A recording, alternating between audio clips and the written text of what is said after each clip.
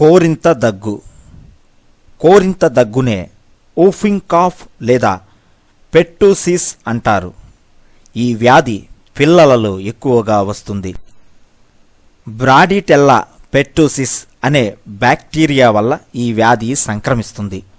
కోరింత దగ్గు ఉన్న రోగి దగ్గగా గాలిలో వ్యాపించి మరొకరికి చేరుతాయి. ఆ విధంగా వ్యాధి ఒకరి నుండి మరొకరికి సంక్రమిస్తుంది. క్రిములు సంక్రమించిన 1 లేదా 2 వారాలలో వ్యాధి బయటపడుతుంది. కోరింత దగ్గు యొక్క లక్షణాలు: వ్యాధి 3 దశలుగా పెరుగుతుంది. ప్రతి దశ 2 వారాలు ఉంటుంది. మొదటి దశ. కోరింత దగ్గు మొదటి దశలో జలుబు ఉంటుంది. కొద్దిపాటిగా జ్వరం ఉంటుంది. దగ్గు నిదానంగా పెరుగుతుంది. రెండవ దశ. దగ్గు తీవ్రంగా ఉంటుంది. దగ్గుని బిడ్డ తట్టుకోలేకపోతుంది. దగ్గుతుంటే కళ్ళు ఎర్రబడతాయి. కళ్ళు వెంట నీళ్లు కారిపోతుంటాయి. తెంపు లేకుండా దగ్గు రావడంతో గాలి అందక బిడ్డ నీలంగా మారడం కూడా ఉంటుంది. ఏకబీగిన దగ్గిన తరువాత లారింగ్స్ దగ్గర స్పాంజియం పోయి ఒక్కసారిగా గాలి శ్వాసకోశాల్లోకి దుముకుతుంది. అలా లోపలికి గాలిపోతున్నప్పుడు పెద్దగా శబ్దం అవుతుంది. దాన్నే ఊఫ్ అంటారు.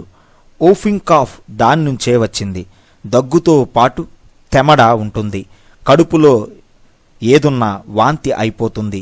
దగ్గి దగ్గి బిడ్డ అలసిపోవడం జరుగుతుంది.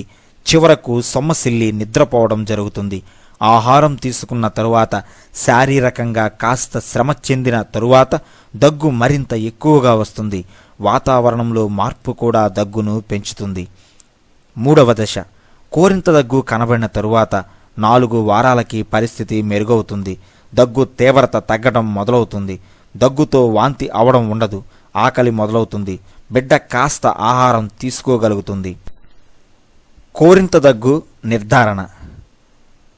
థ్రోట్ స్వాబ్ కల్చర్ ద్వారా కోరింత దగ్గును నిర్ధారించవచ్చు. కోరింత దగ్గు వల్ల వచ్చే కాంప్లికేషన్స్: పల్మనరీ అటలెక్టిసిస్, శ్వాసకోశాలు కొలాప్స్ అవుతాయి. న్యూమోథోరాక్స్. కోరింత దగ్గుకు చికిత్స.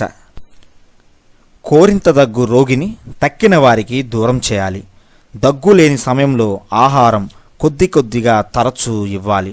దగ్గు ఎక్కువగా ఉన్నప్పుడు బిడ్డ తలని క్రిందికి వంచి దగ్గించాలి. దగ్గు ఎక్కువగా ఉన్నప్పుడు నిద్రకి మందు వాడాలి. సాల్బుటమాల్ 2 mg బిళ్ళలు తడవకి 1 చొప్పున 3 సార్లు వాడాలి. కోరింత దగ్గుని కంట్రోలు చేయడంలో యాంటీబయోటిక్స్ అంతగా తోడ్పడవు. అయినా టెట్రాసైక్లిన్ లేదా ఎరిథ్రోసిన్ లేదా యాంప్లిసిన్ కోర్సుగా కొంతకాలం వాడితే మంచిది. కోరింత దగ్గు ఉన్నప్పుడు కొందరిలో ఫిట్స్ వస్తాయి. అవి తగ్గడానికి డైజీపామ్ ఇంజెక్షన్ నరానికి ఇవ్వాలి. కోరింత దగ్గు వల్ల బిడ్డ నీలంగా మారుతుంటే ముక్కు ద్వారా ఆక్సిజన్ పెట్టాలి.